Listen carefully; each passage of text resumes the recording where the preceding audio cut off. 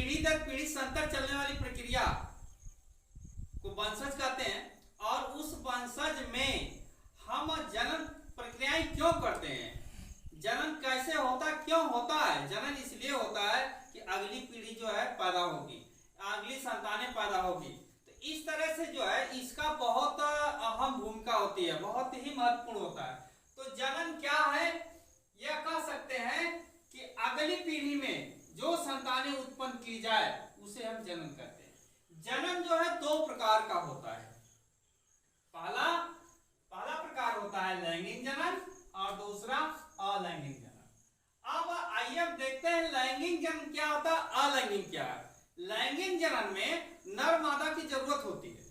जब तक नर मादा रिप्रोडक्शन नहीं करते हैं तब तक लैंगिक जनन नहीं होता है। मादा जनन में नर और मादा की जरूरत नहीं होती है। अलैंगिक जनन में नर और मादा की जरूरत कभी नहीं होती है, यह स्वयं होता है। तो आइए हम लैंगिक और अलैंगिक जनन में कुछ जाने कि क्या है। जनन की विधियां, प्रश्न आता है। जनन की विधियां देखिए, 3 प्रकार का जनन विधियां मानी जाती हैं। पहला है वासस्थान, दूसरा है कायिकी और तीसरा है शरीर अभिकल्प। कहने का अर्थ यह साबित होता है कि वासस्थान, जनन जो है एक निश्चित स्थान पर होता है, ठीक है, जिसे हम वास स्थान कहते हैं। जैसे पौधों का, जंतुओं का, वनस्पतियों का, ये विभिन्न प्रकार के होते हैं। इनका जो है निश्चित वास स्थान पर होता है जनन। जैसे कहा गया कि सिंघाड़े का जन्म स्थान कहाँ है, जलाशय में। क्या उसको भूमि पर रख देंगे तो जन्म क्रिया करेगा? नहीं करेगा। जब वो रहेगा जल में तो जन्म क्रिया करेगा और अपनी जैसी संतान भी पैदा करेगा, बढ़ेगा। उसी तरह से वास स्थान अनिवार्य होता है। दूसरा होता है कायिकी। कायिकी प्रवर्धन जिसे हम कहते हैं, वर्धी प्रवर्धन, कायिकी प्रवर्धन। कायिकी जनन क्या होता है, यह भी एक विधि है जिसमें हम कुछ ऐसे पौधे होते हैं जो पौधे से पौधे पैदा किए जाते हैं। जैसे मेहंदी का नाम सुने हैं, केरा का नाम सुने हैं, ठीक है ना, मेहंदी, केरा, ये क्या है? गन्ना देखे हैं, गन्ना फरता नहीं है कभी, गन्ने को काट कर गन्ना बोया जाता है, ठीक है। तो कायिकी प्रवर्धन के अंतर्गत आता है। अब इस कायिकी प्रवर्धन में भी देखा जाए तो विभिन्न प्रकार के होते हैं, विभिन्न प्रकार के चरण होते हैं। जैसे खूंट विधि द्वारा, कंच विधि द्वारा, कली द्वारा, पत्ती द्वारा, ये विभिन्न प्रकार के होते हैं प्रवर्धन भी। अब आता है शारीरिक अभिकल्प। शारीरिक अभिकल्प मतलब जंतुओं का जैसे प्रजनन है, नर मादा की जरूरत होती है, ठीक है, तो उसे हम जो है शारीरिक अभिकल्प में कहते हैं। बात आती है कि अलैंगिक जनन। अलैंगिक जनन में देखा जाता है विखंडन। विखंडन क्या है? हम पढ़ रहे हैं अलैंगिक जनन। अलैंगिक जनन के अंतर्गत विखंडन आता है। विखंडन किसे कहते हैं?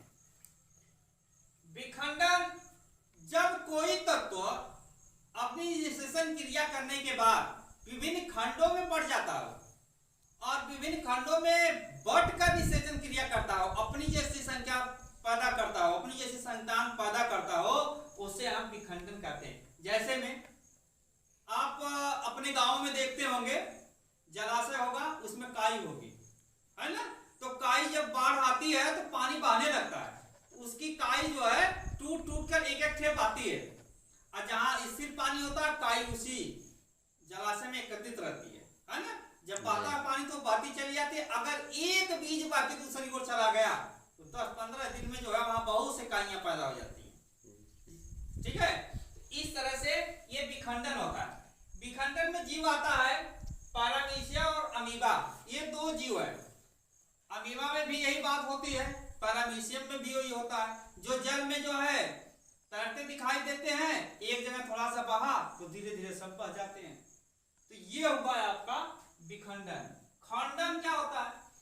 ऐसे तत्व, ऐसे जीव जो विभिन्न कट जाते हैं या विभिन्न भागों में डिवाइड हो जाते हैं, वो खंडन कहलाते हैं। जैसे शैवाल और स्पायरी गैस,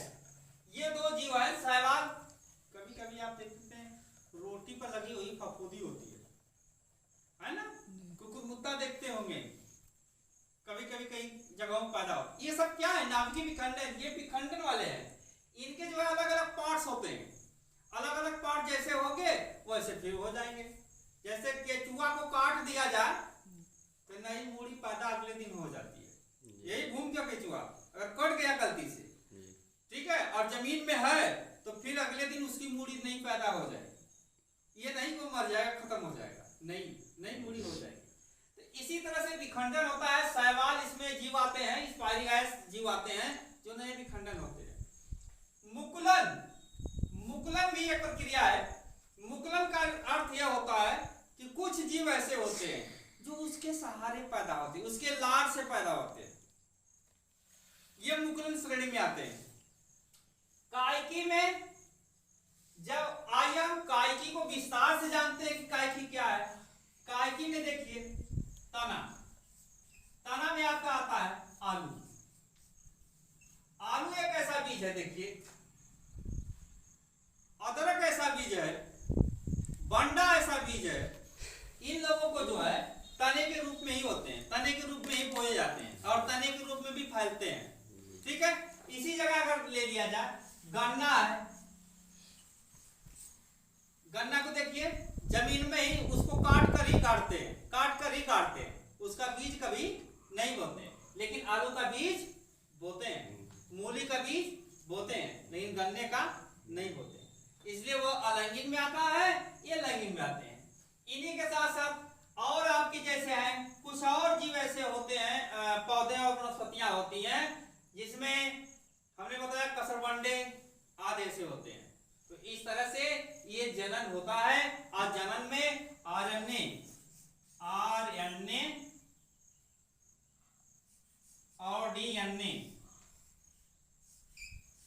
ये प्रमुख रूप होता है, जिसमें अमोनिया नाइट्रोज फॉस्फेटिक अम्ल होते हैं और ये जो है अगली पीढ़ी में जो है आते रहते हैं। तो इस तरह से इनका हम विस्तार विभाजन पढ़ेंगे। राइबोस निम्बलिकम, डीऑक्सीराइबोस निम्बलिकम, इनका अलग अलग पार्ट्स पढ़ेंगे अगले स्टेप में। तो वीडियो को लाइक और सब्सक्राइब कीजिए, चैनल को, वीडियो ज्यादा से ज्यादा शेयर कीजिए।